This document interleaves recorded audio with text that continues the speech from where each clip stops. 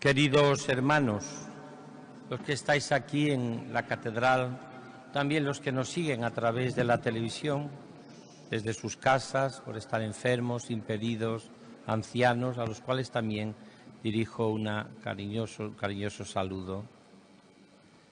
También saludo muy cordialmente a los dos obispos auxiliares de Newark, muy cerquita de Nueva York, esta diócesis de Estados Unidos, que nos visitan y que nos alegra mucho su presencia. Toledo siempre tiene el corazón abierto a todos.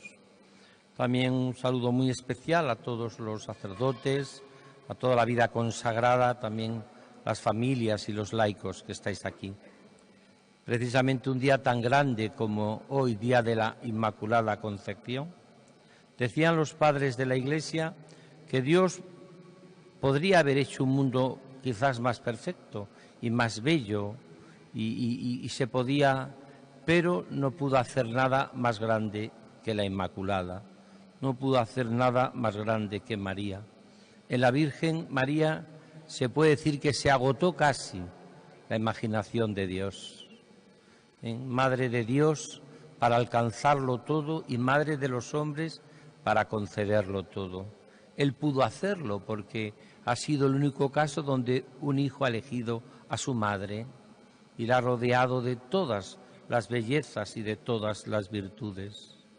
Convenía que la Madre de Dios fuese inmaculada, fuese asunta a los cielos en cuerpo y alma, que no conociese la corrupción del sepulcro, dice también un precioso prefacio, aquella que llevó en su seno al autor de la vida. Por eso el Evangelio de hoy, que es el Evangelio ya conocido de la Anunciación, es un Evangelio que siempre nos sorprende, como las cosas de Dios, siempre nos asombra.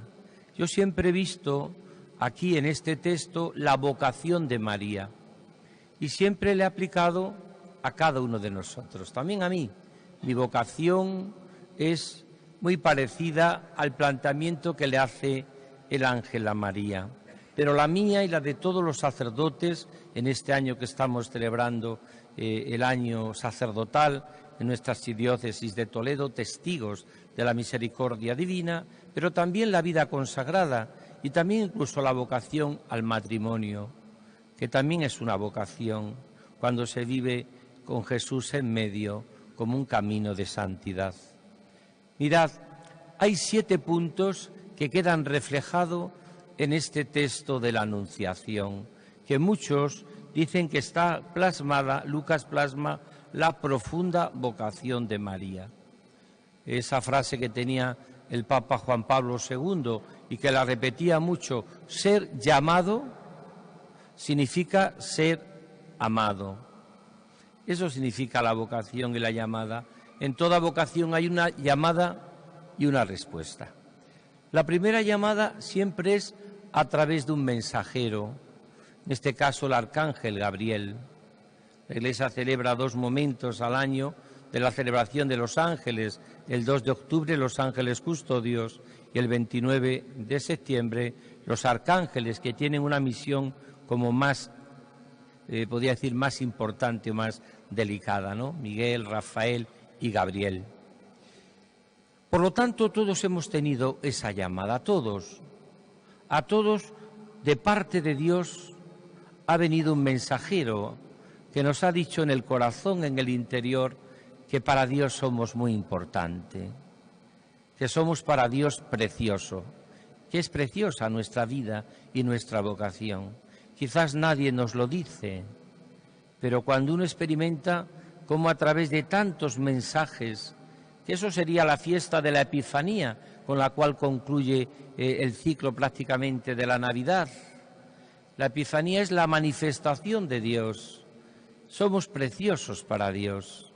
Y eso es lo primero que recibe el ángel. Quizás a nosotros ha sido también que ha hecho de este mensajero un sacerdote que me ayudó a descubrir la llamada, o mis padres, o una catequista, tantos y tantas personas, o un amigo que un día me dijo, ¿no te has planteado ser de Dios? Después viene segundo, que Dios siempre nos busca en la pobreza. porque los soberbios no son capaces de captar la llamada de Dios. Los soberbios Dios les huele a kilómetros. Solamente Dios elige a los humildes. Y el ejemplo más claro está en María. Fijaros que Dios va a Nazaret, que decía Flavio Josefo que no aparecía ni en los mapas. Todavía Belén, donde nace Jesús, y que vamos a caminar estos días de Adviento hacia la Navidad, todavía Belén es por lo menos una ciudad bíblica, porque era la patria del rey David, pero Nazaret. De hecho, hasta lo decía algún que otro apóstol, ¿de Nazaret puede salir algo bueno? Pues Dios se enamora del humilde, se enamora de los que no tienen absolutamente más que dar, como María, que decir, aquí está la esclava del Señor, hágase en mí según tu palabra. Solo Dios se conmueve ante la humildad. Los soberbios normalmente llega un momento en que colapsan su vocación. Tercero, y esto también es importante, el Señor viene casi siempre en circunstancias difíciles. Cuando ha sido fácil una vocación, cuando ha sido fácil una llamada, cuando ha sido fácil para cada uno de nosotros. Normalmente casi todos tenemos la experiencia de que cuando Dios me ha llamado no estaba el horno para bollos. Era un momento complicado. Fijaros, la Virgen, más complicado no lo podía tener. Todavía no vivía con José y de pronto, por obra del Espíritu Santo, se encarnó el Verbo. Podía haberle dicho María, espera, Señor, habrá momentos y circunstancias mejores. Pero uno tiene que decir que sí, porque Dios al principio nos implica. Casi siempre después nos complica. Pero en la medida que cada uno de nosotros se fía de Dios, nos lo simplifica todo y al final todo está claro, sobre todo cuando se vive con los ojos de humildad con que se acercó la Virgen, nuestra Madre, al misterio de Dios. Y por último, Jesús, Dios nos llama por nuestro nombre. Me has llamado, me has mirado a los ojos, sonriendo has dicho mi nombre. Eso no es una cursilada, es que Dios solamente sabe llamar por nuestro nombre. Cuánto impresiona cuando alguien te llama por tu nombre. Recuerdo 2 o 3 momentos en mi vida de haberme llamado por el nombre en un sitio extraño. Por ejemplo, en París, en el metro, me acuerdo una vez. Francisco. Me acuerdo también en Buenos Aires, también que fui a dar allí ejercicios, allá en una de las plazas. Don Francisco, digo, ¿quién me conoce aquí? ¿Quién te llama por tu nombre? Es que te conoce. Me has llamado, me has buscado, te has encaprichado conmigo, como se encapricha el Señor con la Inmaculada. Y luego vienen las 3 claves de lo que significa la llamada. 4 puntos, un mensajero, segundo, una pobreza. Dios nos busca siempre en nuestras raíces, como le decía en el Quijote a Sancho, Sancho, no olvides nunca tus raíces pobres y humildes. Cuando uno olvida las raíces, puede saber cómo empieza, pero no sabe cómo termina. Tercero, siempre una ciudad. Y por último, en unas circunstancias difíciles también aparece un nombre. El nombre de la Virgen era María. La Inmaculada se llama María. Es nuestra Madre. Es la que realmente ha dicho el sí incondicional a la voluntad de Dios. Como dice el Papa Francisco, María es la puerta de entrada con su sí incondicional a los planes de Dios. Y luego vienen las 3 actitudes con las cuales se enfrenta toda llamada, toda vocación, todo deseo de responder al amor de Dios. Primero, la alegría. En un corazón donde no se plasma la alegría, es muy difícil que esa persona tenga vocación, sea la que sea, un matrimonial o de vida consagrada o de sacerdote. Dios no nos llama para hacernos unos desgraciados, nos llama para hacernos santos y felices en el amor.